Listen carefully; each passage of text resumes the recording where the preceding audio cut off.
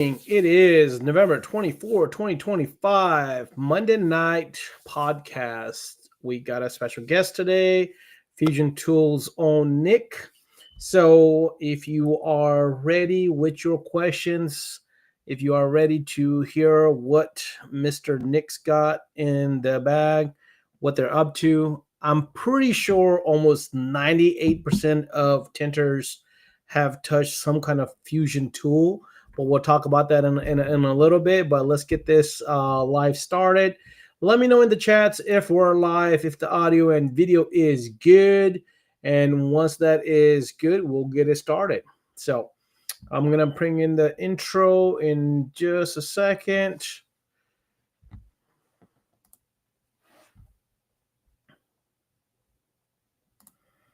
All right, so I'm trying to hit the right buttons. Hopefully everything is good and we're live. Okay, I've got somebody with the views. I just want to know if the audio and visual is good. Are we good with the audio, visual? Yo, what's up, Vegas? What's up, Marion? All right, so that's my cue there. So let's pump this baby. All right.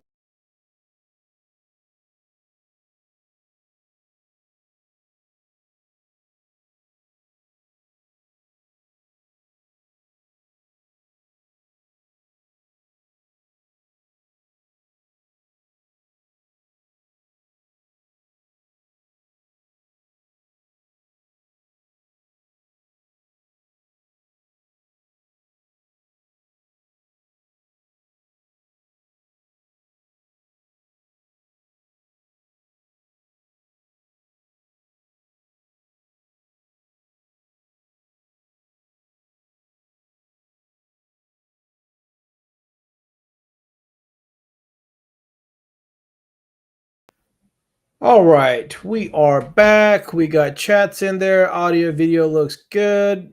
Vegas, Marion, good evening.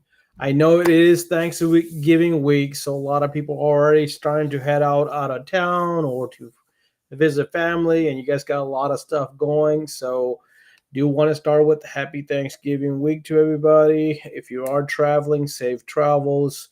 If you're working, keep on grinding, and let's get this podcast started. I do want to start off today first and foremost by thanking our two sponsors of the week. So let me bring that up. That is something that we're going to start um, capturing. So this week's sponsors of the week is Red Dot King, Roger Mann, and Pioneers Distribution. We thank you for your support. With you guys as our collaborators and our sponsors, we're able to grow this community, and we want to say thank you for that. I'm going to share their logos in just a second as well. See, I've got that pulled up here. So if you don't know, Red Dot King and Pioneer Distribution, these are the two. Let me make my screen smaller. So special thanks to these two companies for being one of our few first sponsors for the group. Now, that being said, let's bring on our guest without further ado. And I'm not sure if Ryan is going to be joining us today or not, as he is traveling to Florida, taking the week off. He may or may not join us. So, without further ado, please welcome Nick. Hey, good evening. Good evening, Nick. How you doing, bud? Doing well, thank you. So, let's get this started. For the people that do not know you, Nick, give us a brief description of who you are. I'm Nick Antonovich. I own Fusion Tools along with my family. We started Fusion Tools around year 2000. We still currently run a tent shop in Maryville, Illinois. It's how we come up with all these tools. Is we still currently, like today, I tented a house. We tented a house today, and to be honest with you, we tented a house that kicked my ass. It was a house that shouldn't have. It was a simple one, but it was just a lot of silicone and a lot of things, and to be honest with you, it's this house just confirmed with me that a product that we're going to be coming out with very soon would have been very helpful. And that's how those products come about. If I didn't still tint, that would have never came about. And that's how our products come about, is because we do this. We don't just build things because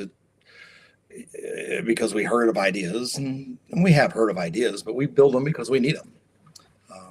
That's who we are. Right? We're tinters, and we are tool manufacturers, and we do manufacture our tools. We don't put our names on stuff. That we have a couple things made for us, but those couple of things that may be made for us are made with our materials.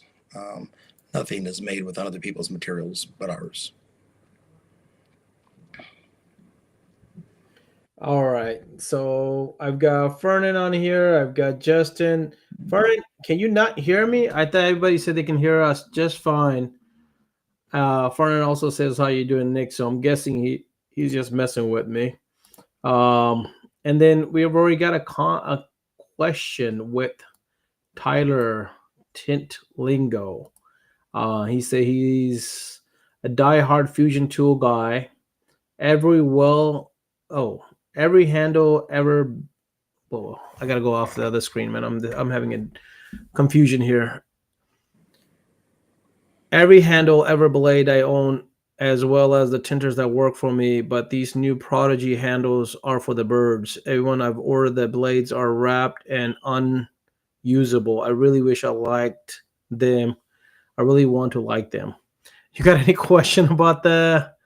On the injection molded, on the Prodigy handles, those blades are injection molded at the same. They're injection molded into the handle. You could lose some of the trueness of the blade because they're injection molded onto the handle. So you're going to lose a little bit of the trueness. And I seen a question from somebody on one of the forums, and I personally have tried. I found one in one of the bins that was what I found to be one of the worst ones that I've seen. And to be honest with you, I didn't have a problem with it. It wasn't true and flat, but it actually wasn't unusable. It wasn't. I wouldn't even say it was horrible, because it actually forced the water to the center, which kind of funny. There was a good friend of ours that passed away, Billy. Billy used to want me to make a blade that was convexed, like that, like what Tyler's talking about. They're convexed. Those blades in the Prodigies, sometimes they can get convexed because when we injection mold the handle onto the blade, they can get a little slight convexed. And Billy used to always ask me, man, I wish you'd make a blade that was convex, to where when you push the water, instead of the water washing out the sides, it would kind of push it to the center, and it would keep the water to the center, and it was always his idea, and Billy was something else anyway, but he's always on me about that. He's always wanting me to make this convex blade. It's convex. Well, to make a convex blade is a bitch. It's just not easy, and then just to make that is a task. What's really wild is we make them by accident. Here we go. We're making it as a boo-boo. And obviously here it is. It's not liked by Tyler, and I'm not asking him to like it. It's unfortunate. If he doesn't like it, he can send them in, and we'll replace them with something that's, if he has a Orange Crush one or whatever, just send it in. We'll send him ones that are correct. Whatever. We don't want anybody to have anything that they don't like. Cool. So I've got to ask. Well, first of all, welcome, Ryan. I didn't know if you were going to join or not. I didn't know if I was going to be able to. Yeah, cool. Obviously, Nick, Ryan, you've met before, right? Yes. How are you, Nick? Doing well. I didn't even recognize you with all the facial hair, really. All I see is your chin right now. Oh, yeah. So, Nick, for the people that don't know you and don't know Fusion Tools, how long have you had fusion tools? Like Well, right around year 2000. you Yeah. made fusion tools right around year 2000. Yeah. Uh-huh. Okay. And how long have you been a tinter? I started tinting around 94. Okay. So 6 years in, what made you want to build fusion tools?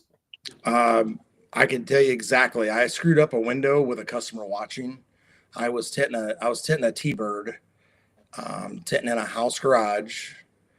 And I had a 94 T-bird I was tinting. It was a hell of a hard job at the time anyway. And a lot of people castrate me when I tell you this, but I was doing the back window in two pieces. At the time, I was using Solar Guards. Solar Guards. Oh God, I can't remember what this film was. It doesn't matter. But anyway, I was using this. I was doing the back window, and I had it done, man. I was putting the last piece on, and I had a Blue Max in a Unger handle, and I was taking one of the last maybe 5 swipes, and the blade fell out of the Unger handle.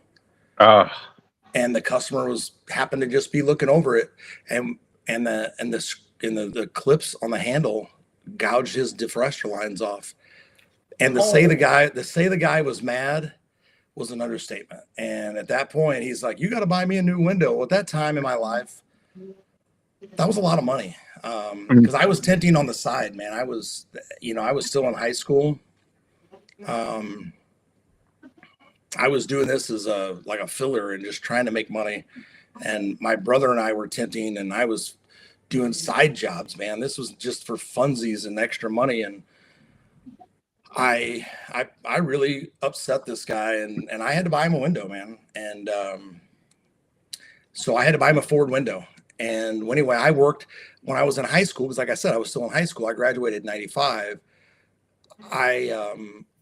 I co-opted in a machine shop, and my boss I told my boss, I said, "Hey man, do you mind if I work here and after work, and I make something after work?" He said, "Yeah, whatever you want, Nick." And so I made a handle that ultimately became the Crusher 5. And the Crusher 5 was an aluminum handle, and I made that Crusher 5 handle.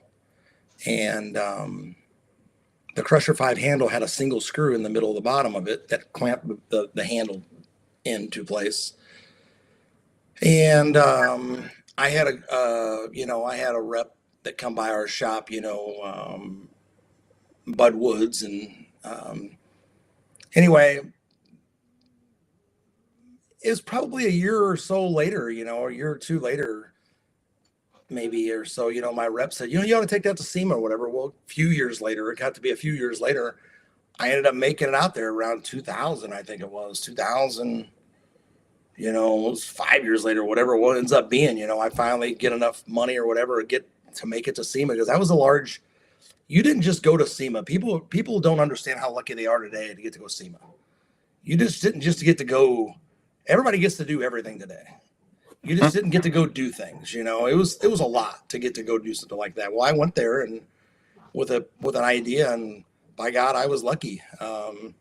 I ran into a couple gentlemen and was lucky enough to sell some handles, and I met a guy that that happened to own 44 Tools, which was Performance Films, was George Lewis, and he was pretty powerful guy at that time. He was a Lumar distributor, and he was very interested in that handle, and he said, I'll buy a couple hundred, 200 or 300 of them, and at that time I thought I was rich, I'll sell a couple, 200, 300 handles, and that's it. I can retire. yeah, this is it, I did it. This is it, and then I walked, was walking around that show and my backpack, and I went over to Solar Guard and talked to a guy over there, Larry Constantine, and at Solar Guard, and he offered me a better deal and told me not to do nothing until after the show, and he bought thousands of them. But Wow. I couldn't sell them to nobody else but them. Mm-hmm. For how And, long? For Was it like a deal? Couple years. Yeah. For a couple years, I couldn't sell them to nobody else but Solar Guard. Well, that really made George unhappy. Um, that made George really unhappy, but that's, that's business. And the cool thing is George and I became good friends thereafter, years later, because they, today they're one of my biggest customers, and George has passed now, but before he did pass, he invited me to one of his last dinners and gave me one of the best compliments I was ever given, honestly, in business.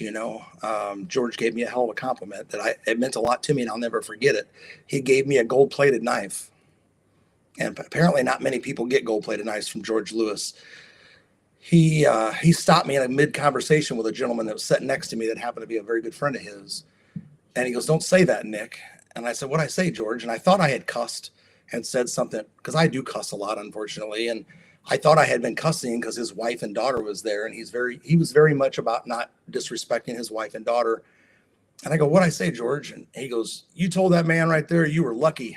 He goes, "You weren't lucky." He goes, "Every time we tried to put you out of business, you just got bigger and bigger." He goes, "You weren't lucky." He goes, "You've done well. You've worked hard at what you've done, and you deserve it." And man, it was just a big compliment from him, because I did work hard, man, to do what I've done and to accomplish what we've done, with all the haters and all the wonderful people, and, people copying us. And, the way I try to tell people, people hate the window tint shop down the street that tints for $5 cheaper or $10 cheaper. They just don't understand how it is when they can, they go out there and they see somebody doing something, and then they go out there and tell people, "Oh, you can go buy that on Amazon." They don't understand how degrading that is, because that's like somebody saying you can go get a window tint job done somewhere else.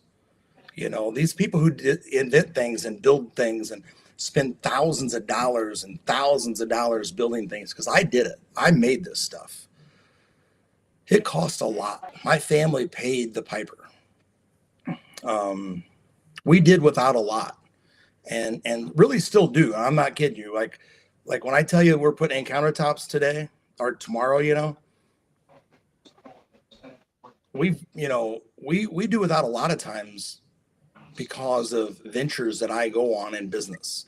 The heat gun that I'm building right now, this heat gun venture is so expensive.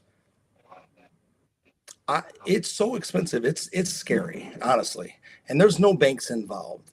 It's just riding by the seat of my pants and trusting myself. It's almost like a gambler. And I know that I can kick ass. I believe in myself. And it's unbelievable. I mean, this heat gun's awesome. I don't see no way but a bullseye, but it's a lot of money, man. It's hundreds of thousands of dollars.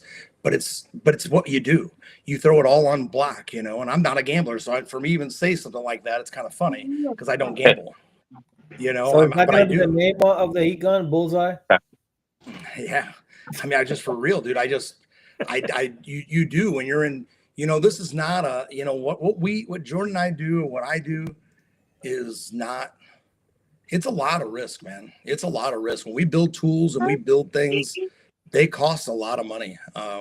Injection molds that we build, we buy American made injection molds, and we buy American made materials. They're real expensive. And that's what you get when you buy the best. I mean, don't get me wrong. We have a couple things made overseas, just a couple. And it's kind of funny why I did it. And I'm not shy to say why I did it. I did it to keep peace. It's kind of funny.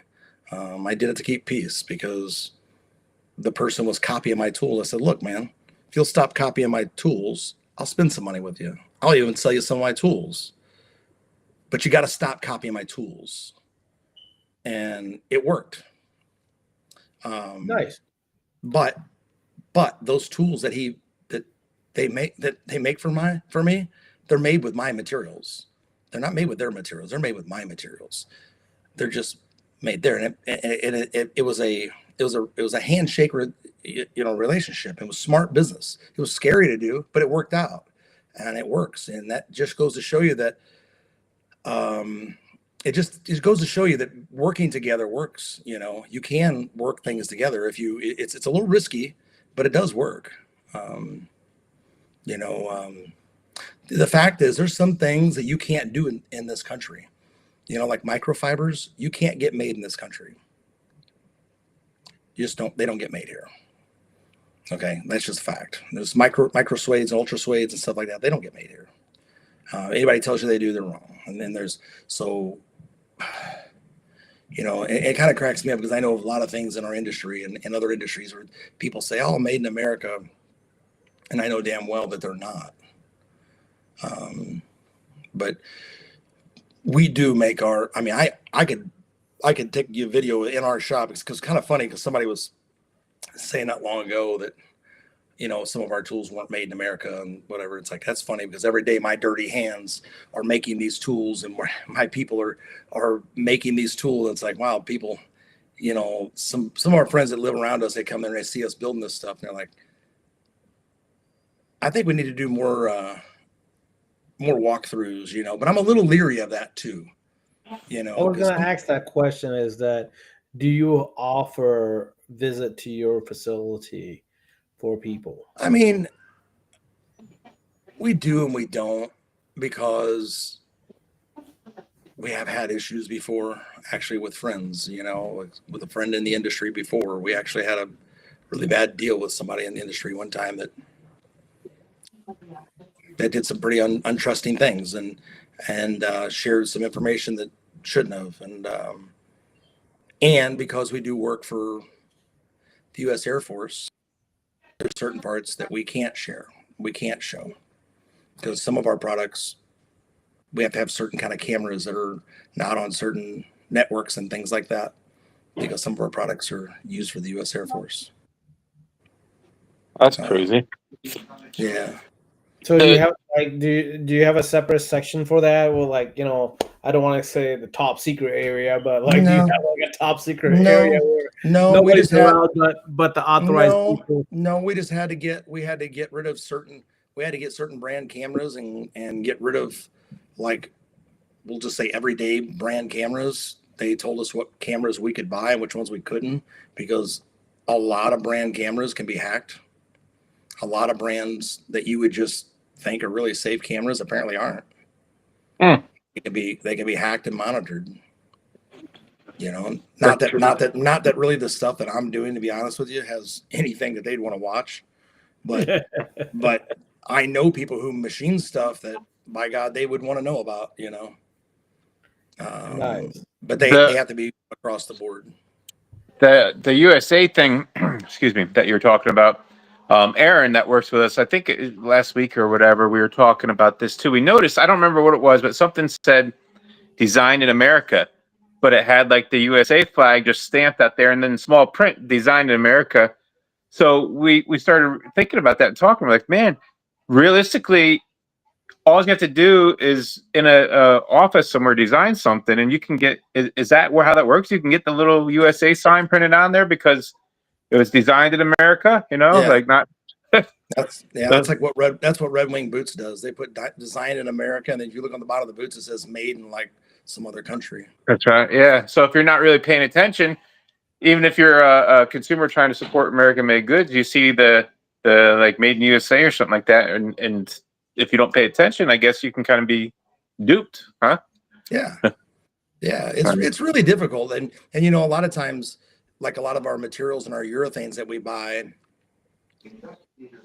you've got to look at the numbers and the VIN numbers. And a lot of times the US in a lot of the VIN numbers, that means it's a US urethane. And some of the VIN numbers will have letters or numbers that'll tell you where it's from. And you got to watch that, because I've even had companies like BASF try to sell us stuff that's not U.S. origin. You know, they say it's the same stuff, but I don't want it. All right. But that's crazy. Now, what lessons took you the longest to learn in this industry? I know you said you've been doing this since '94, so this puts you right at 31 years. Going into 32 years, man, that's a good long term in this industry. I know you got a lot of experience you just shared, so I always ask. I'm starting to ask some of these questions: is what What lesson took you the longest to learn in this industry?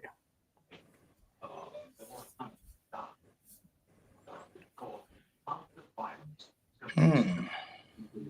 All that means is he's got too many lessons. I think that, I mean, I know, I think a lot of things. I think one of the things that I teach my son a lot is that your customers comes first, and the money, if you do the right thing, money comes always. If you do the right thing, the money comes. If you do the right thing, I always show my son, like for example, in our shops, like if we're bringing a car in the shop and they're doing this Yukon or whatever, and the Yukon has a scuff on the front fender, and it's coming in to get a tint job, you know, maybe it's getting a $700 tint job, and it's got this scuff on the fender. I can grab my Roops buffer and buff that scuff out in literally 5 minutes, right? And I do this often. I'll buff that thing out all the time. The reviews we get are amazing because of that. I do those things all the time. I buff scratches out a lot of times. I don't do it to brown nose. I do it because I would want somebody to do that for me. I do it because I care. I mean, somebody brings their beautiful car in, I look at like it's mine. You know, I had a girl who brought her car in and the gas cap was missing, the gas door. Well, the damn gas door was in the floorboard in the back seat. The arm was on the car still, but the door was in the back seat. Well, then in the trunk, there was this carbon fiber like thing off Amazon. Like she bought, like she was going to two-side tape this carbon fiber door thing. I think she thought she was going to like she bought some door on Amazon. Well, what she thought she was going to do is like, this was like a new door. Well, I have some stuff called yeah, like she thought this cover was going to be like the fix for her, you know, and I know what she had done. She had pulled away from a gas pump and ripped her cover off, her door cover off, and it was a plastic door cover, you know. And anyway, I showed my son. I'm always teaching him father-son lessons, you know, and hoping that they sink in at some point. And anyway, there's some stuff we use. It's a two-part epoxy. It's used in body shops and stuff like that. I think every tint shop ought to have it. It's like a two-part epoxy that goes in a gun, and you can fix like door panel parts or all kinds of stuff. It dries in literally like 1 minute. Anyway, I glued this lady's door panel on or her fuel door back on, and she was so goddamn happy about it. The review was ridiculous, you know, and the window tint didn't mean shit. You know, I mean, the window tint was awesome, but the damn fuel door, the lady just went on and on and on and on and on and on and on. And the tip she gave was ridiculous. And I didn't want a tip. I didn't even know she left a tip. You know, those are what I have found. And that's what I see all the time. Like friends of mine that are window tinters around me and not even too far from me, they a lot of times are like, how do you do so well? It's like, I know without really hurting their feelings, it's because I'm not an ass like you. And I'm not, you know, like they're just not customer friendly, you know. They're just about wham bam, thank you, ma'am, and spend a minute with your customers, man. They work hard for their money. Work hard for their money, and it goes a long way, man. It goes a long way. Make them feel. Don't be organic, man. Be real. It goes a long way. You know, I mean, that's the best thing. What I've learned, and I had a great father, man. I only had him till I was 18, and just be real, man. I mean, even if real's an asshole, be real. You know, be real. Don't be fake.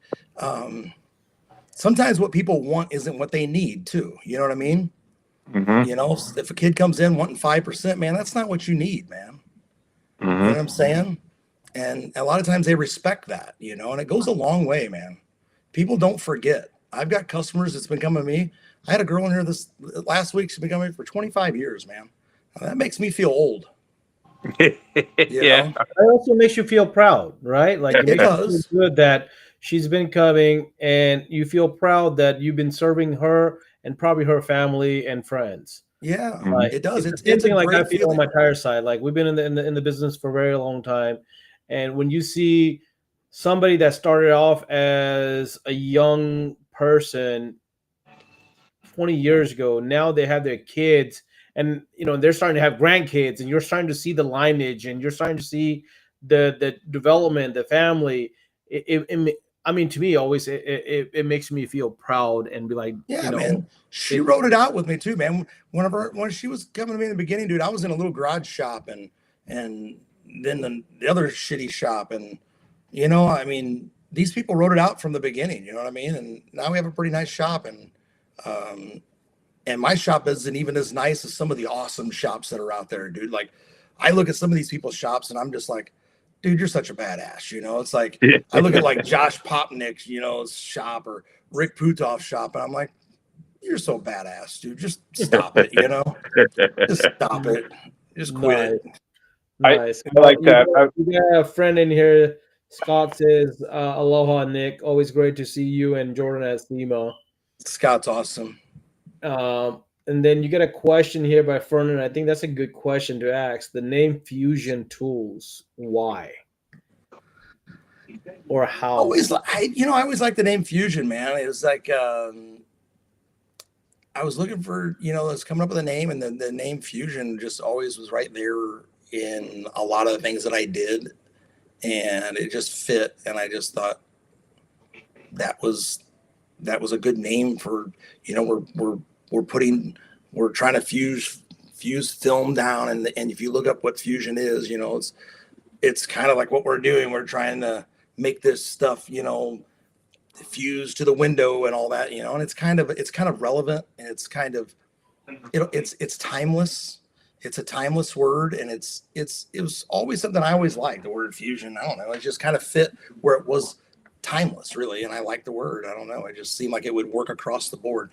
I think a lot of times people name businesses or things something that only fits one line of an industry or something, and they miss it, and it only fits one line of a type of an industry, and they can't cross. Where I felt like fusion can cross into a lot of things. Yeah, I agree. Like, you come along, sometimes, I mean, I started in 95 too. So like I grew up, through Awesome. tinting, and our tools, we always were stealing from other areas and stuff, right? From other like disciplines and stuff.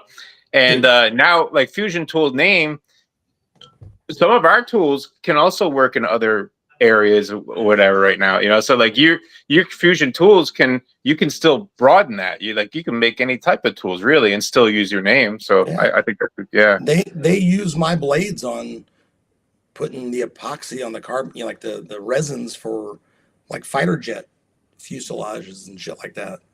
Oh, sweet. They use the Orange Crush blade, a lot of them. It apparently is amazing for that. I don't know. Like they say it's just incredible for it. Instead of using like a Bondo paddle, the Orange Crush blade is apparently just phenomenal for it. I would love to know the. I would love to know. They use like the big ones, like the cropped. They use the cropped one. Yeah. Oh, awesome. I would love to know who the guy is. He must be a window tinner that introduced him to it. But I wonder, you were talking about back in the 94, 95, man. I had a guy. His name's Bud Woods, man, but he was a rep. I think we had the best reps back in those days because they would show up to our tent shops like Bud Woods would with like a 5-gallon bucket with all this shit that these tinners today don't understand. He'd have like a 5-gallon bucket with cake dressing tools and fucking, window tinting stuff, or painting things for like from Sherwin-Williams and all this crap, dude. And today, if you got that out, you'd be like, what the hell are you gonna do with that? You're gonna scratch the film. When I was excited about seeing it, man, like, oh my God, that's the best thing ever. We just went behind this brake light with this piece of crap plastic thing, and I felt like we just won the lottery, Yeah.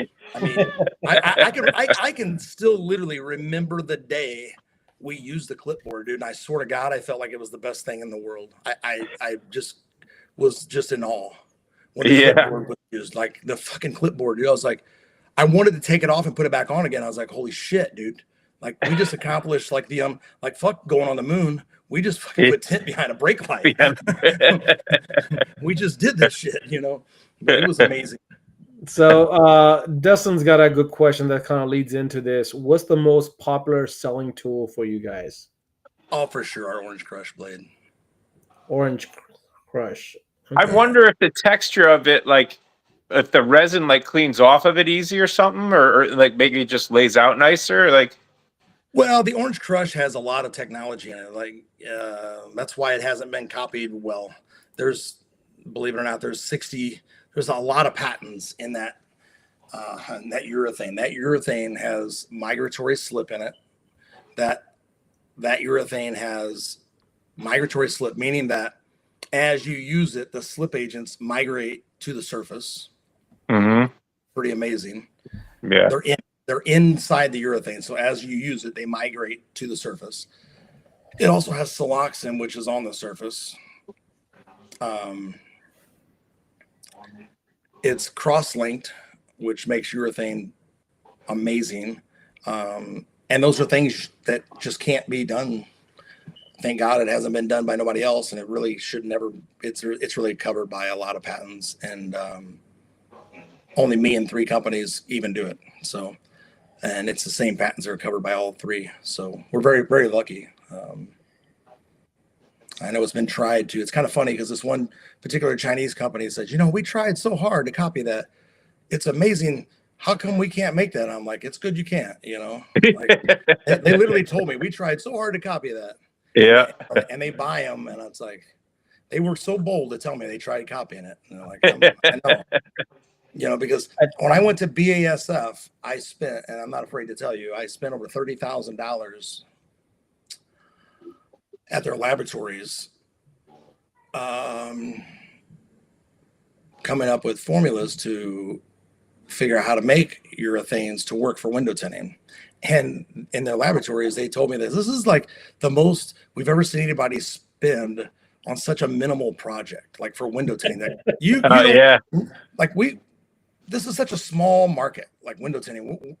They like your return on investment, it's nothing. Like, why are you doing this? Like, I'm like, well, this is my baby, like window tinters are my friends, I'm doing this for my people, and I'm gonna do this, and what's sad is we didn't do it. We didn't pull it off there. That $30,000, we didn't get it pulled off, and it took 2 more tries, 2 more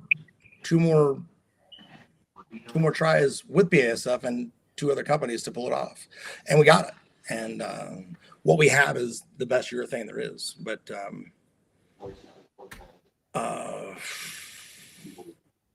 that's why that Orange Crush is so awesome. But it is really good. And just like anything, man, you could make a bad Orange Crush, just like Tyler was saying earlier. Like our prodigies, you could have some issues with something. You can make a bad one, I guess, and Nike can't make the best Air Jordans every time. You're going to make a bad one. The most important thing is you stand behind it. I don't ever want nobody to have a bad something. Hell, right. Get a hold of us. We'll make it right. I mean, I'm always making something better, dude. Like, I love that. I think that's why you do so well, because you just kind of said that all over the thing is just make it, make it better than what you got it, and stand behind it. And I think that's why. Dude, this heat gun thing is going to be mind blowing. I promise you. I mean, the heat gun thing is stupid. Like, I could have kept going with what we had, because 3M loves it. I mean, they're just heartbroken that I didn't keep going with what we had, because they use it in every one of their trainings. And even Ceramic Pro loves that Max Flux heat gun, because they said it's like training wheels, and their training has very little failures with the Max Flux heat gun, and yada yada yada. But dude, I promise you, this new heat gun, I mean, we use it every day. When people see this thing and they get it, it's ignorant. I promise you, it's the coolest thing I probably have, aside from Afterburn. Afterburn by far should be the best thing I ever made. Because I did do that. I don't care what anybody says. I did that. I did that because my son burned his face. My son burned his face in my shop when he was nine years old.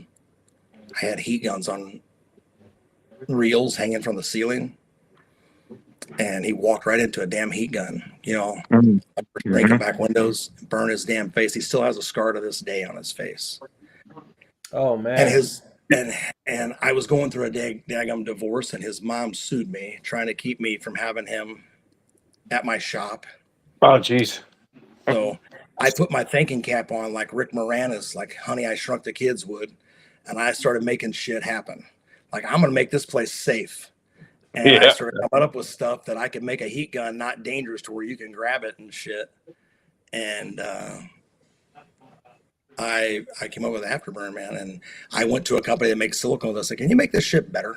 They're like, "It don't need to be any better." I said, "Can you make it better?" I didn't ask if it needs to be better. Can you make it better? Can you make me better silicone than what you make? And they're like, "All right." I'm like, "Make it better." And they're like, "Okay." So they made it better, and I'm like, "That's what I want right there." And we took it Question to on SEMA. that afterburn. How many What's that? loops are you supposed to have on the heat gun for that to be effective? I mean, really, on a shitty heat gun, like a like an average heat gun, really, I mean, probably almost a roll, because then really cheap heat guns have no insulating properties. On a good heat gun, you can get by with about a half a roll, like a good Steinel or something like that. But on these shitty heat guns, these $10 heat guns that only have mica in them and stuff like that, they have no insulating properties, none. So your They're just standard Wagner 300, like the standard Wagner that almost 8 out of 10 tinters use, you what probably, you would probably you ought to use you probably ought to use almost a whole roll, because it's a pretty shitty heat gun. I mean, It's a I pretty feel like asking you this question is like asking that owl about the how many licks does it take to get to the center of the Tootsie Pop? I mean, I would just use a whole roll. If you use a whole roll, the stuff's only like $11.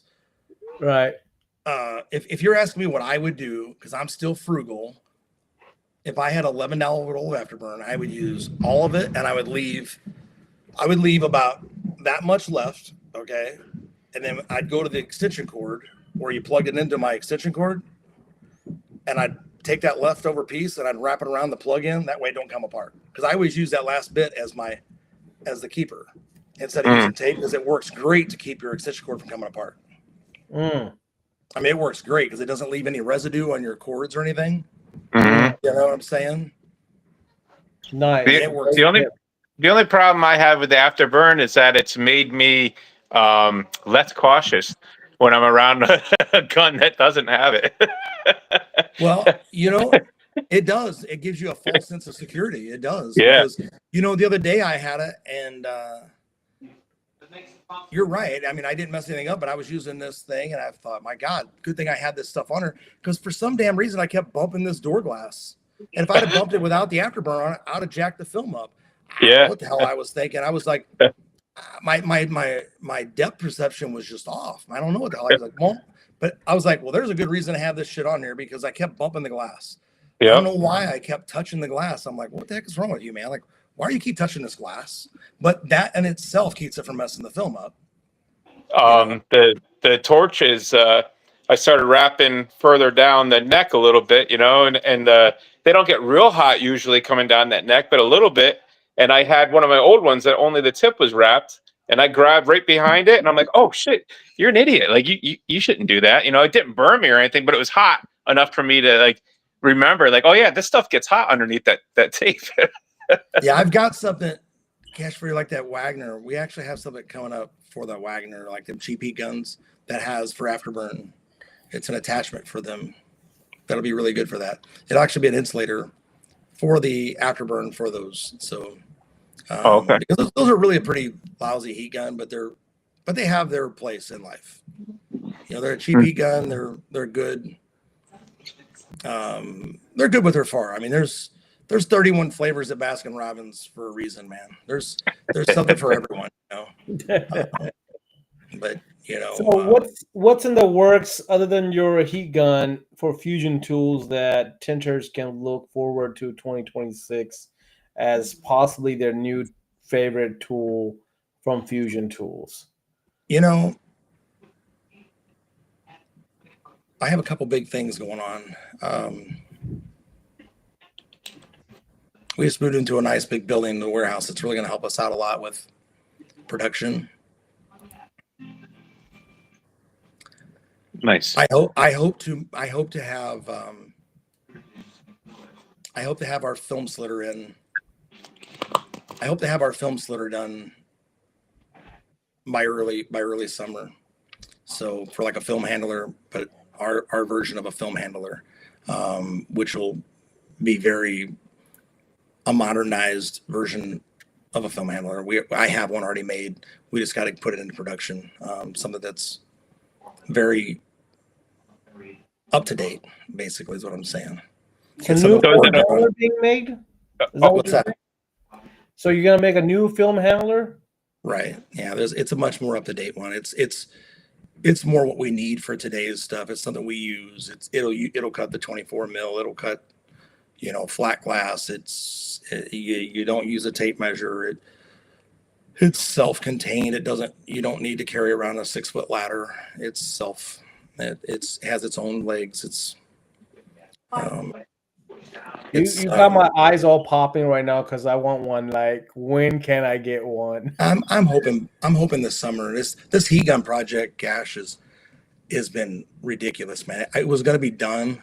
The heat gun thing was going to be done for SEMA, and then I added 2 things to it, and I really messed up production because by adding two functions to the heat gun, my molds had to change a little bit. The molds, and then my LCD screen on the back had to be updated, reprogrammed, and it slowed it down. And but this one function's so badass. It's so cool. When you're tinting, it's just ridiculous.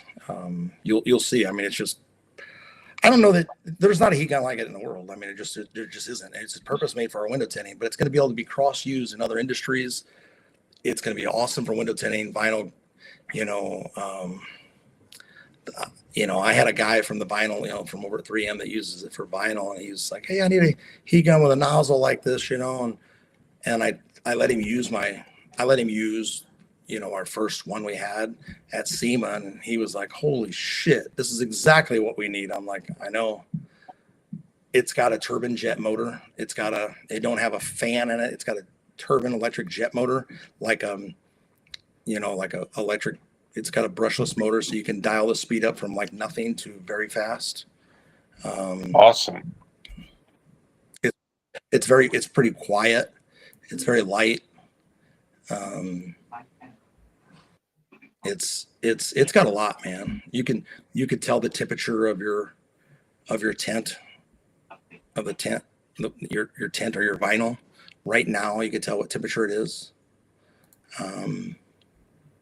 Off the gun? It's state of the art. Right on the gun, it'll tell you what temperature like if you're post curing vinyl. Uh-huh. Yeah. You can see the surface temperature. Mm-hmm. That's awesome. It'll tell you exactly what it is. Oh, that's awesome. Yeah, and so like everybody's like this. Only a window tinter would know this thing. Like when you're tinting like say a Chevy Suburban or a SUV, and you're underneath that rear spoiler that drives us all crazy, and you can't see the fingers. Yep. Well, it's got a headlight. Oh, nice. Yeah. Well, Richard Jackson, what's the price point on this? I don't really know now, but it's good. I don't really know exactly, but it's not going to be horrible. It could be horrible, but I'm not going to do that because I want everybody to be able to have one. I mean, I want to buy the handler and the heat gun like ASAP, man. I want to be able to showcase your handler at Film Fest, man. Like, can we make it happen by end of May?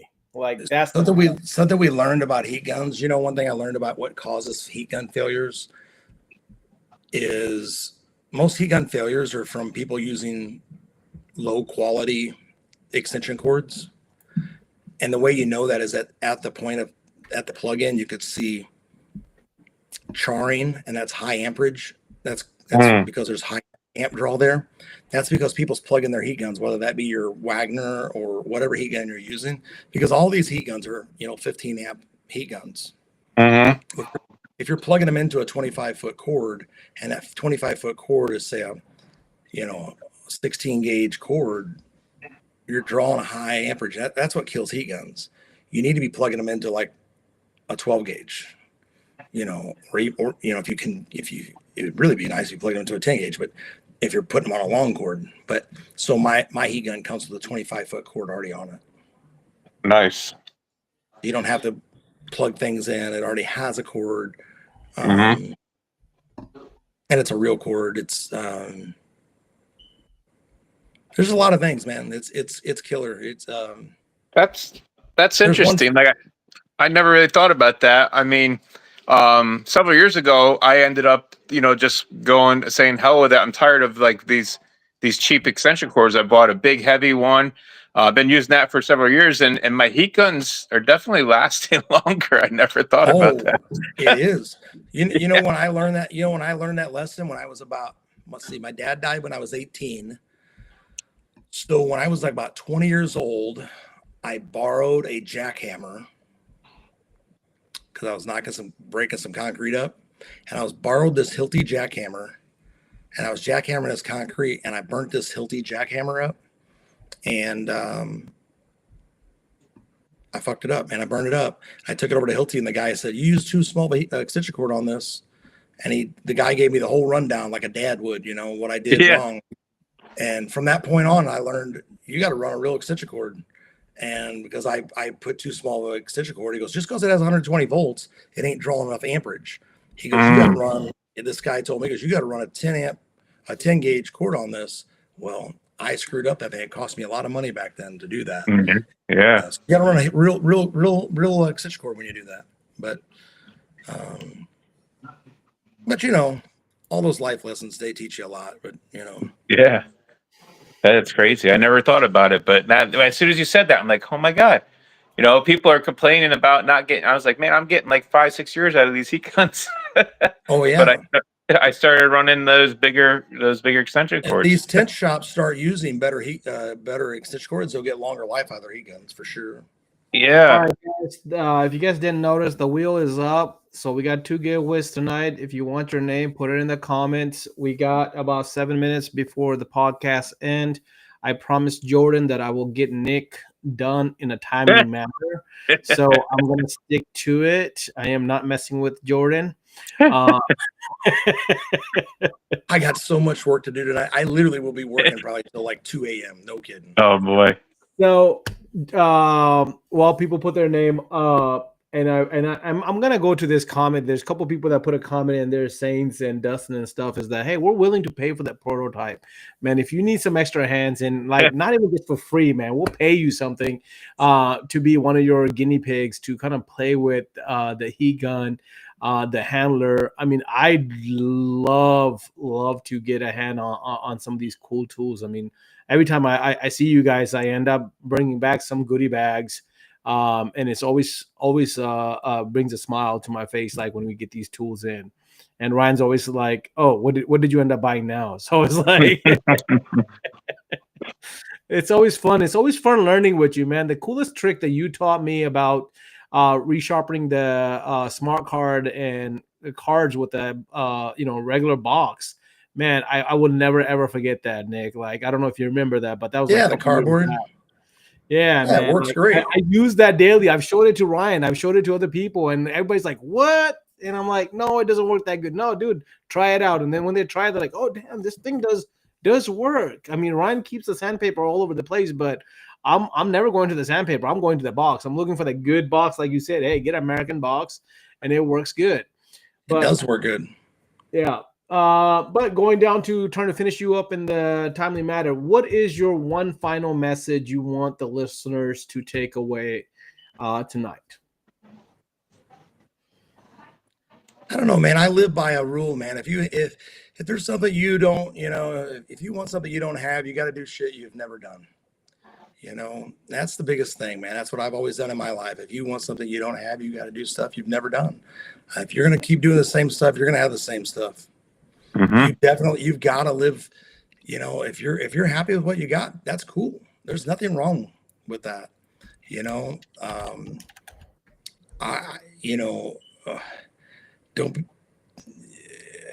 And the other thing is, man, I'm another person, I think people need to learn to work with your other local tent shops. Yeah. Work together, man. Like, You know, I worked with a local tint shop. You know, unfortunately, this gentleman passed away. He was a really cool guy. His name was Aaron Ponzo. And the first time I went to his shop and sent him work, he was like, "Man, what the hell are you sending me work for, man? What the hell's wrong with you?" I'm like, what are you talking about? He goes, "Tinners don't work together, man." I'm like, "I do."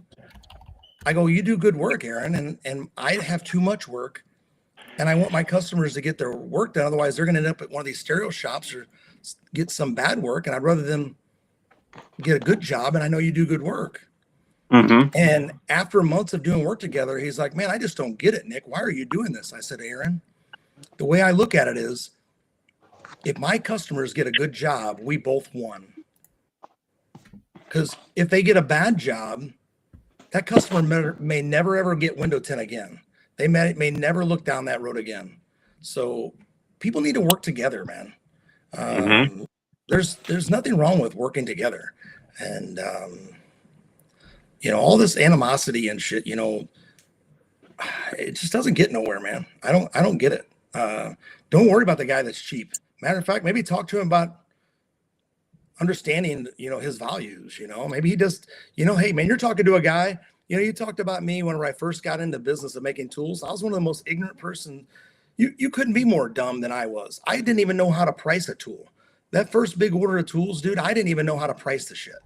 It was so bad, I didn't make any money.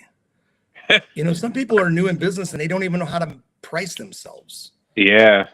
You know what I mean? So it's really good when some of these mentors out there teach people how to value, you know, themselves, or how to put values on things, because sometimes people are cheap because they don't know any better. You know, and they let around them that are potential customers, you know, set the pricing basically, you know, and they're like, "Oh, well, this is what people will pay." Yeah. You know, I was, you know, something I've always told people, you know, when they come around, you know, like whenever I've had people tell me about a low price, I always say, you know, I've never had a problem with being the most expensive, because I can usually communicate or have a conversation about that. I'd really hate to communicate or have a conversation about why I'm the cheapest. You know, because I can communicate or conversate about why I'm the most expensive. You know, I can, and I have no problem with that, because I'm going to give you a value, the best value I can give you. And I think that people just really need to, you know, I just told a guy that recently. I said, "Now listen," I told him at SEMA, he was kind of an ass, dude. Really, he came up to me and he wanted a bulldozer type tool, and I sell this, you know, back jabber, and he's like, "Well, I could buy a bulldozer for $10 cheaper." I'm like, "You can, but it's not like my back jabber. My back jabber, you don't have to use water with, because we have our slick strip technology on it, and you can use it dry." And he's like, "Really?" I was like, "Yeah." He goes, "But I could still just use the bulldozer." I said, "That's because you have that cheap mentality." And after I beat this guy up, basically, he's a young guy, I beat him up basically mentally, like I physically, mentally, like worked him over. He really didn't know value even of himself. I was like, "Dude, you've got to bring yourself up to understand that you're worth more, dude. But you've got to give your customers more." Right. And when he told me what he was charging for window tint, I said, "Man, I understand why you can't afford something, because you can't afford it, because you're doing stuff so cheap right now. You can't afford to buy a Starbucks coffee. I get it. You can't afford to upsize your meal because you've priced yourself at a point where it's not feasible. I'm not telling you to go raise your prices up because you need to buy a bigger meal. I'm telling you to up your prices when you're giving the job that warrants it. And I'll help you. I'll help you to know how to do that." I told this young man, I said, "Listen, dude, you're talking to a guy that will fly out to where you're at." He goes, "No, you're bullshit." I said, "You think so?" I said, "Tell me where you're from. I'll fly out and teach your ass how to do it." Because I will. I mean, I've called people out before and I've done it. You can ask Steve Wood, dude. I'll show up at your door. I'll teach somebody, because it'll pay off every time, dude. I believe in karma, dude. I guarantee you, dude, good energy spawns good energy, dude. When you do good in life, it pays off every time. I promise it does. And before it was all said and done, dude, this guy was one of the nicest young men I talked to at that SEMA show. And he's like, "Man, thank you for that pep talk." I was like, "No problem, dude." It started off so rough because he was mad at my tool being $10. Right. You know, and it's like, And I had to explain to him, I was like, look, you take a bulldozer and you wipe it on this thing and it leaves white marks. I said, those white marks will be behind your brake light. Yeah. Grab mine that looks like a bulldozer and you can't leave marks. Mine's worth it all day long. Mm-hmm. And You hey, know? those cheap bulldozers, man, the edges can roll, the rubber can roll off, and you can lose a back window. You know, you by scratching it, like we were talking about the other tool. How much is that worth to you? Here's what that rubber that's on there is called TPE. Mm-hmm. The urethane that's on mine, that's my urethane. That's called TPU. Mm-hmm. They sound very similar. Let me put it in perspective for you. TPE is about 78 cents a pound. TPU is about $9 a pound. Okay, that's the difference. Yeah. So that's how much difference there is in between those two things that sound very similar. Mine is not TPE, mine is TPU, and it's just better. It's just all there is to it. And then we put our slick strip on it. Dude, if you don't have one, dude, get one. I'm just telling you, dude, if you get a back jabber with our slick strip on it, dude, that slick strip, not because I make it, dude, I'm just telling you, it's badass that you don't have to use water on it. I feel like I'm cheating right now, dude. When I do a windshield and I don't have to use any water, you don't have to use water now, man. You can just grab the son of a bitch. Because see, my first back jabbers I made, they were still starting to leave scuffs, okay? It was pissing me off because I couldn't get them to quit leaving scuffs. I'm breaking. So then I came out with slick strips. Just let Jordan know. I know my time. I know. It's between Ryan and Nick now. It's only 2 minutes. It's only 2 minutes. It ain't no big. She's all right. But I love it. I love the conversation. I just want to let people know on the live. Hey, I did my due diligence. I told Nick this shit so much. It's Nick and Ryan right now. I told Jordan and I was like, I could talk to you for 2 hours. I could do this. I love our industry and I love doing this stuff. I could do this stuff. If you want to do this again in a week, I'll talk to you guys for 2 hours and because I it's just what I do. But anyway, I love it, man. Our slick strip that you bring in is freaking awesome, and I love anybody that feeds the industry. And I love the lesson that you just gave right now with that young man, right? So, like the whole reason for film, like we literally stand for film industry leaders and mentors, and our goal has been is that hey, we want to bring in these mentors that can teach these individuals that value yourself, know your worth. And most people would not have even stayed talking to him when I was at the end of my booth, and he was edgy, he was a little cocky, and most people, like, if my wife would have been next to me, she'd been like, hey Nick, come over here, just like our time's too valuable at the SEMA show or whatever, like don't waste your time with this guy or whatever. But I was like, no, I'm gonna get to this. I gotta understand what I'm dealing with here. And I even like walked off the trailer and walked to the side with him, and I talked to him. I said, man, talk to me. And before it was all said and done, man, there was a lot there, dude. There was a lot of personal issues that were inside this young man. He needed to talk. And before it was all said and done, dude, I felt so good after talking to him. I think he went home and probably kicked ass, honestly, because he needed a little pep talk, dude. He needed some belief in himself. I think that he didn't, it's like a saying my dad told me one time. My dad had a lot of good sayings, dude, because my dad knew he was dying before he told all of us. He was driving on a road one time, and he looked right at me. He goes, Nick, you know who the easiest person is to bullshit? And I looked right at him. I go, Mom? He goes, no. Because I figured it was Mom. He goes, yourself. He goes, yourself. He goes, you can bullshit yourself into believing you could jump anything. You can do anything, because in your mind you can talk yourself into anything, and that's the truth. You can really bullshit yourself into believing anything because it's in your mind. And that kid had bullshit himself into believing that he was as good as he was going to be, and that's all he could do. And he needed an ass kick, and he needed to be formed into a better mindset. And he was a $20 a window guy, and that was all he could see. And he was just in a shitty place. It was awesome though, man. By the time he left, he was so thankful, man, and it was so happy. It felt good, and I think more people need to do that, and just spend the extra time because, man, it goes a long way. I guarantee you at some point at another show, that man will come back and thank me or say something, because it has happened before. It has happened before. It always happens. That's awesome. It is, man. I mean, it feels good, because people need to know that people care, Mm-hmm. That's really why I do them shows, really, dude. Those shows, I could make more money at them shows if I just sit there and flip and make money and just cash out things and just make money. But really, dude, I'm there to talk to people and let them know that I'm just one of them, It cracks me up to this day, dude, how many people that are our friends that don't know that I window tint. LU called me one day. He's like, "What are you doing, Nick?" I go, "Tinting." He goes, "Yeah, ha ha ha." He goes, "You don't tint." I go, "I'm tinting right now." He goes, "You can't tint." I go, "I'm tinting right now, dude. You can't tint no windshield." I'm like, okay. I said, "Do you want me to come to Orlando with you and we'll have like a little tint competition?" Or what? I mean, that's make you feel better. And I told my son, I said, "You know what's gonna fucking happen?" I said, "After this Christmas, me and you's going to Florida and we're gonna have a showdown with a fucking LU." Because he don't think that we're really tinters. Yeah. My dumb ass tints every day.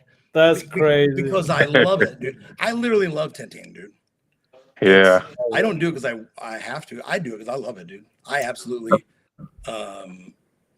I know that might sound crazy to some of these people listening, dude, but I swear to God, I love it. It's a challenge. Yeah. I think a lot of people in this industry love what they do. Yeah. That's why they do it. A lot of people have a lot of passion, a lot of pride in it. We got a lot of guys that will be stubborn about it because they have the love and passion for the industry. The people that are fighting it though, Cash, I promise you, I fought it for years.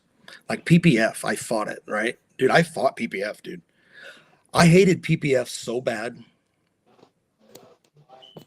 until I changed a couple things.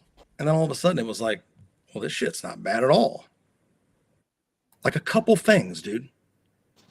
2 things made PPF totally different for me. 2 things. I got my solutions the way I needed them, okay? And then I put an on-demand hot water system in. Dude, yeah. It changed my whole PPF system. I use a lot of hot water in my shop. Like when I PPF, I use an on-demand hot water system where I flood the car with hot water. It's like having 2 people working with you. If I told you how much easier it is with that, it's ridiculous. It's a game changer. I agree. It's literally a game changer. You got to have the right garden hose end. There's a garden hose end that I use. It's for like flower, like for a garden, like a garden shower. It's kind of like a shower. I grew up. So my family owned my family owned a greenhouse, like a garden shop. When I was young. It's a round one that has like 300, 400 holes in the end, and it puts water out real softly. So when you water the flowers, it don't damage the fragile flowers' leaves. Yeah. So what it does is when you put water on the PPF, it doesn't cause pre-stiction. So like if you were to use any other nozzle, the pressure of the water would cause the PPF to stick. You understand? Yeah. So this thing, just putting this like fluff of water on there, like fluff of warm water, dude, it's so freaking awesome. It's ridiculous.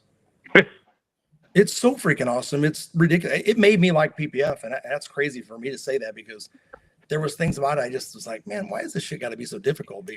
But what I learned was using our all type and gel together. Not just all type, not just gel. We used a combination of the 2 with hot water. Dude, it's so fucking awesome. It's like, it's a game changer. It's what it is. But these guys that are window tinting that are struggling out there, we go on these shop drops where we'll just stop in people's shops. The people that are hating window tint, usually they have what they're hating is they're just not informed, because most of the reps that are out here are not trained reps. They're not telling these tinters how much Mhm. solution they should be using. Yeah. And the vast majority of them, dude, are using 20 times too much soap. Oh yeah, yeah. For I agree real, they're with you. I was one of them. I was using too much soap in the beginning. oh my god, dude, they're like most of the guys that we're going to, dude, they're using so much freaking soap. My god, dude, they roll the window up and the goddamn tint slides back down, and like I I'm think I like, saw one of them today down by the manatee place. So a RAV4, the backside of the window was 3 inches forward. yeah.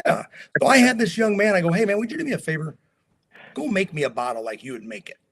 So he went and made a bottle. The amount of soap he put in there, dude, was just staggering. I was like, dude, you cannot do that. You just can't do that. I mean, And look, I will tell you this: Fusion Old Type is my backup, and Ryan knows it. That's my to go.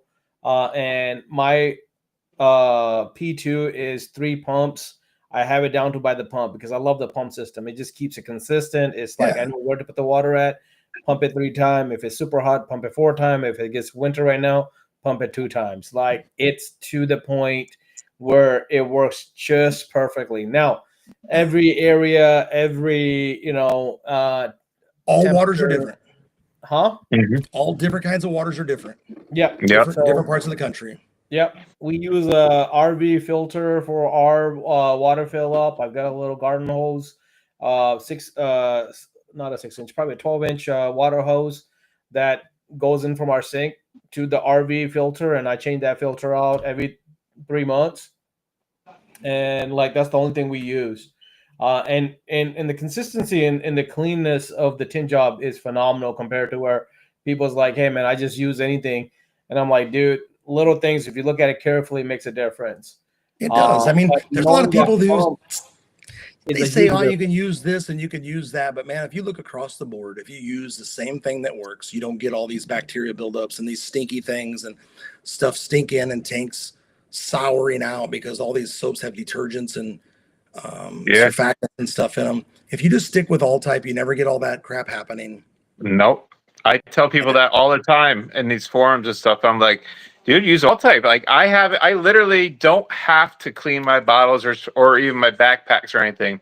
If I randomly do it, but I don't have to. I tried it before. I've let things go for months at a time, and it doesn't get any buildup. It doesn't start to, to clot up or whatever and make the little like.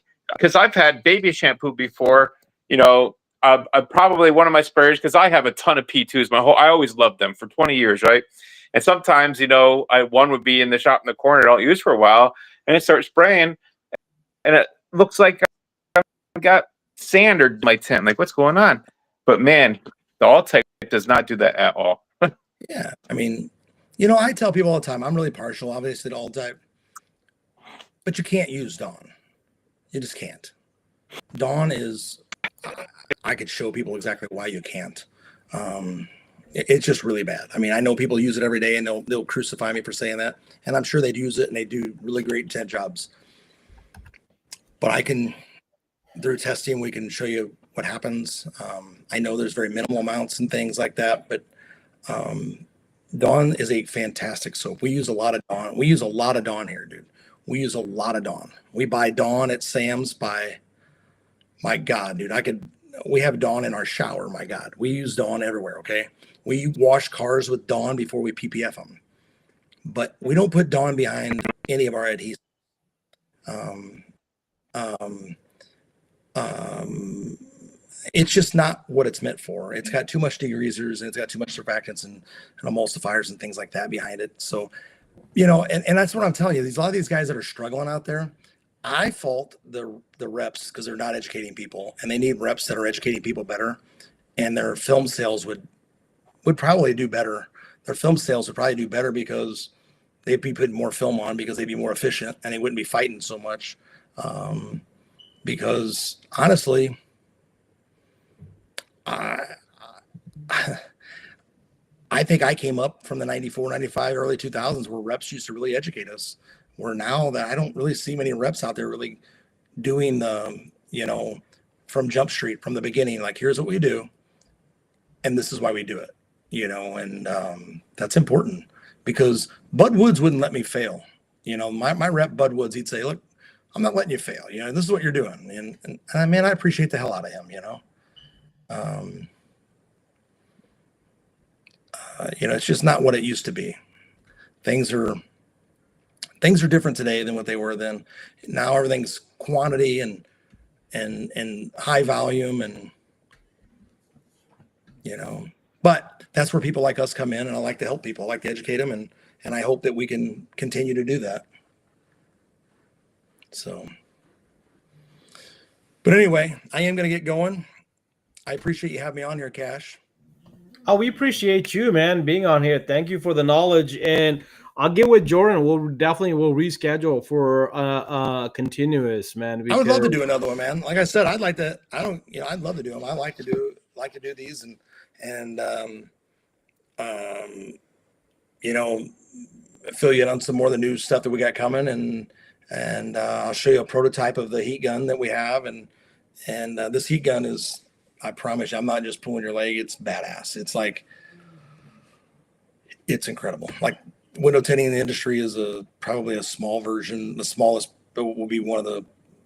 It's why I built it, but there'll be other industries using it that'll be bigger than window tinting because it's incredible. It's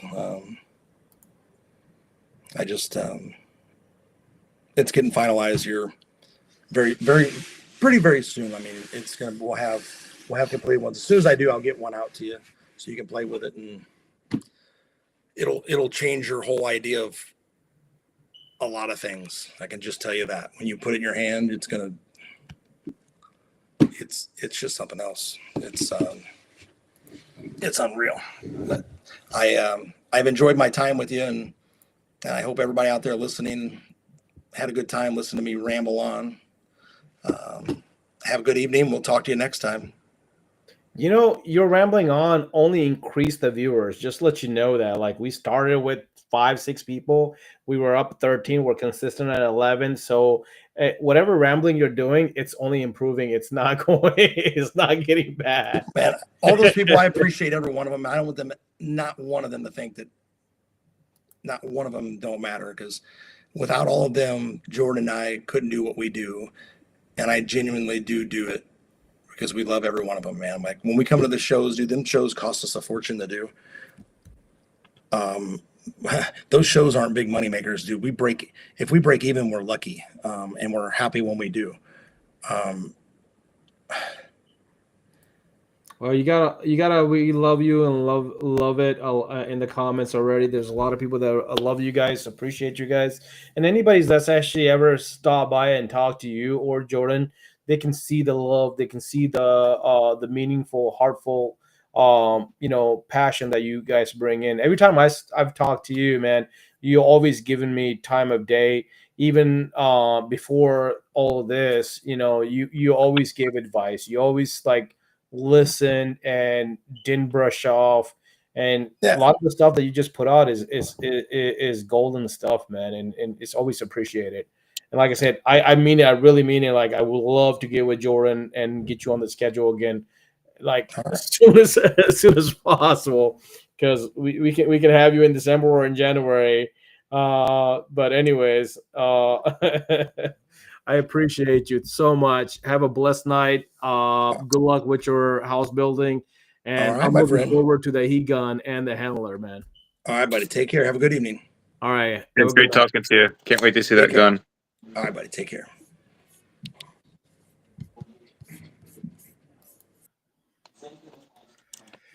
All right, guys, that was Nick with Fusion Tools. If you didn't get to watch, you can always rewatch this. Hopefully, he'll be back on one of these podcasts again.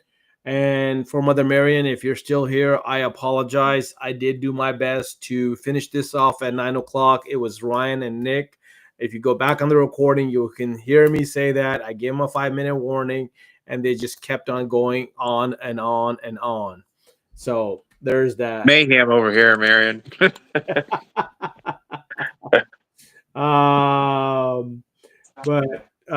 put me in. Okay, so Richard, you need to go on the wheel. I got you. All right. So because the thing went over, now we got uh extra names in here. So let's, if anybody needs to put their name in, now is the time. Uh What are we but giving away? we're gonna be giving away important sauce, a bottle of important sauce, and we're gonna do one of Roger's custom knife. So whatever you win, Roger will customize a knife for you, and we'll get you a custom Roger Man's Red Dot King's knife. As tonight's sponsor, to bring that back on, our tonight's sponsors is Red Dot King and Pioneers Distribution. So let me bring those guys back up on here. So we do thank our sponsors as we start taking in sponsors. We do thank Roger Mann and oops.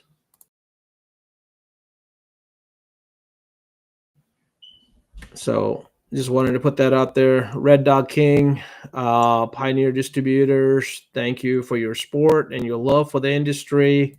We really appreciate it. This really helps us be a better group and better community to grow this community. So thank you for your support. And going on, we'll have 2 new sponsors per week as we keep on adding on more sponsors. And with the sponsors, we're able to help out more and give away more stuff for these people.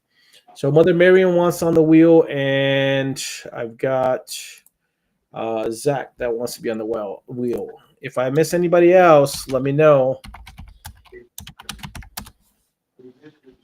Rico's got it here. Red Dot King, love it. Me on the wheels, got you. I would laugh my ass off. Rico, lifetime of all time. I'm gonna win Roger Man knife, and he's gonna win my sauce. that would be freaking hilarious. What's up, Jay? Welcome? A little late, but welcome. Mother Marion, I tried. You can go back on the live. It was not me tonight. You cannot blame me. It's Ryan. I wasn't even there for half of it. My phone gave out. Oh, I go back to the live. I knew you were gonna say something like this. Go back to the live. Go back to the live. I called out 5 minutes before, gave you guys, interrupted you and Nick, and told you guys what the time was, and you guys kept it on, and I put my hands up. It's on camera, man. I'm surprised my phone, the service worked that as good as it did actually. Well, that's great, man. At least we got to have you on here, because I was like, for a minute, I was like, maybe he's not coming in. Yeah, her grandfather doesn't have Wi-Fi here, and like I don't know. Sometimes it like gets a little sketchy. You know, it's fun on Facebook. It'll start videos and not finish them. You know, and stuff like that. So. All right, so we're gonna spin for the sauce. Important Sauce by Richard Glenn Jackson. This is something that you can eat if you want to. It's good for all type. It's guaranteed now by a couple manufacturers for warranties. So I know there's a lot of sauces being out there, but this is The original tint installation sauce. There you go. Thank Yeah. you. Man. All right. Bless you. Thank you. Take your allergy medicine. I keep yelling at the kids all day down here. Man, Rico said he was gonna win it. He got the important sauce, right? Yep, important sauce for Rico. Rico, are you Congratulations. here still? Hi, Heidi. We were just talking about you earlier today. The creators of the Ripple of the Gel. So I guess Rico is still in here since he's got that on here. Oh, snap, calling his shot. Very important. So there's Rico. He's in here. So Rico has won that. Congratulations, Rico. And now we'll go for Red I missed Dot a King's custom knife. I missed a non-import tint call from Richard, I guess, yesterday. All right, here's for the custom knife. Roger Man will customize it for you for whatever it is. Ooh. God. Oh man, Bro, came you in at the kidding last me? minute. He came in last minute, man. Jai, He you probably still in here? You gotta confirm that you're in here so we can give you the winning. he Otherwise, probably we'll didn't get that box yet that he won 3 months ago and just gave us his address for. Yeah, you gotta give us your address, Jai. We have it now. Win the Roger Man after all upload because Cash answered. Oh, See, I answer when I get called. Ryan is famous for not answering his phone call. We're not gonna start that conversation again because I was tired, man. I fell asleep early last night. I bet Stephanie, as soon as she hears the show, she'll be like, "Yeah." Yeah, she's not listening. We don't have to tell her. Oh, Jai, you got a few seconds, man. People are saying you left. You're not here. If you're not here in 10 seconds, we have to redo the spin, man. Jai, if you're in here, bro. Jai is Richard. All right, we gotta do the 10-second count off, man. So if you don't answer,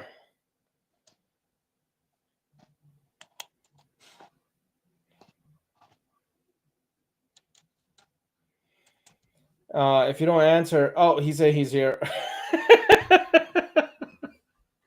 Jai is Dustin autographs. He's like, here. All right, Jai. You got the custom knife by Roger Man, Red Dog King. Congratulations, Rico, for the important sauce. Please send us your address send it to Richard and he'll send it direct to you, Rico. And then Jai, you can get direct with Roger. If not, you can get with Ryan or myself and we'll get a handle for you. But he can actually put your logo or whatever you want. I mean, he even makes the Louis Vuitton knife. So if that's what you want, he'll make that for you, whatever you want. Happy Thanksgiving to everybody. If you're traveling, please be safe out there. Safe travels. Have fun with your family. Please do take the time out and spend some time with your family loved ones. This is that time of the year where we should really emphasize on family and times together. From all my family and from me, much love. Happy Thanksgiving to everybody. And Ryan is either frozen or he got deep in thought somewhere. I think he's frozen. Oh, he's trying to come back on. Fernando's looking for Crazy a house. because Come on down to Atlanta, Fernando. We'll feed you some good stuff. Happy Thanksgiving, everybody. Ryan wants to say Happy Thanksgiving. His phone just gave up.